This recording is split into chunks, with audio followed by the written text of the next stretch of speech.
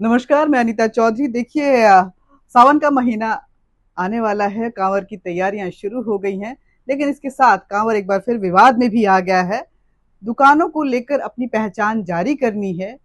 इसको लेकर के ओवैसी हो, चाहे सपा के कई नेता हो या फिर कांग्रेस के कई नेता हो, उन्होंने अलग अलग बयान दिए हैं। सपा के नेता ने तो यहाँ तक कह दिया कि जिस तरह से कांवड़ यात्रा निकलती है, लगता है आतंकवाद की तरफ आतंकवादी निकल रहे हैं, आतंकवाद से सीधे उनका भगवान शिव का अभिषेक हेतु सैकड़ों किलोमीटर की यात्रा कर रहे, कठोर व्रत व अनुष्ठान करते हुए मां गंगा का जल लाने वाले कावड़ियों की तुलना निर्दोष निहत्थे लोगों को मारने वाले आतंकवादियों से करना, ये मानसिक दिवालियापन है। मानसिक दिवालियापन कांग्रेस सहित इंडी गठबंधन की गुलामी की मानसिकता का परिचय। कभी ये सनातन को डेंगू कहते हैं, कभी वायरल कहते हैं, भगवान के अस्तित्व पर प्रश्न उठाते हैं, भगवान राम के मंदिर का विरोध करते हैं, मंदिर बन जाए तो उसके कार्यक्रम का विरोध करते हैं, बहिष्कार करते हैं, और दूसरी तरफ आतंकी अफजल गुरु और कसाब को बचाने के लिए आधी रात को सर्वोच्च न्यायालय का दरवाजा खटखटाया जाता है। ये तुलना ही दुर्भाग्यपूर्ण है, मानसिक दिवालियापन है कि आप गोलियां बरसाने वाले, निहत्थों की हत्या करने वालों की तुलना धार्मिक अनुष्ठान पर बैठे कावड़ियों से कर रहे हो।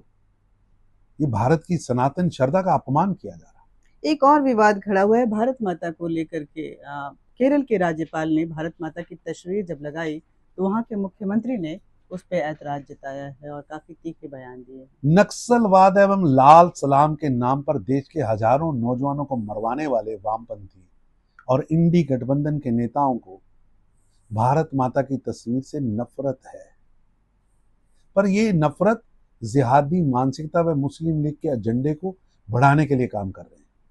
भारत माता की तस्वीर 140 करोड़ भारतीयों के मन में है।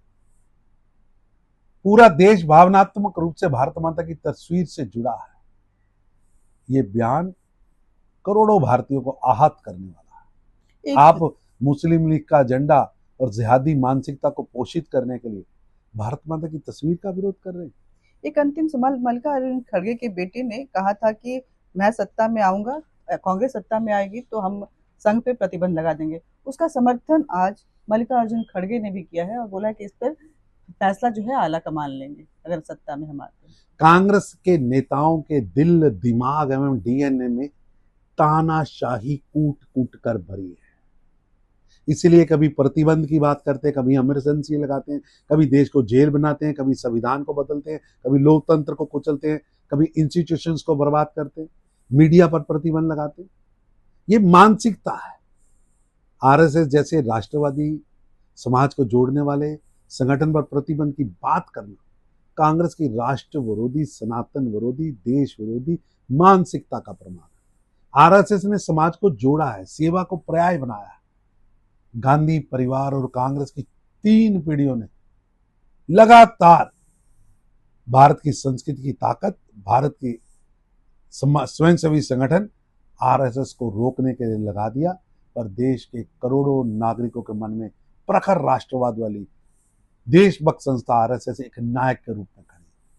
बहुत बहुत शुक्रिया आपका। देखिए, फिलहाल जो अगर हम भारत की बात करें तो विपक्ष विवादों की राजनीति कर रही है और इस विवाद में कहीं ना कहीं वोटर जिनको मान रही है उसमें एक बार फिर तुष्टीकरण की जो सुगंध कहें वो उनके तरफ से सामने आ रहा है, उसकी महक आ रही है।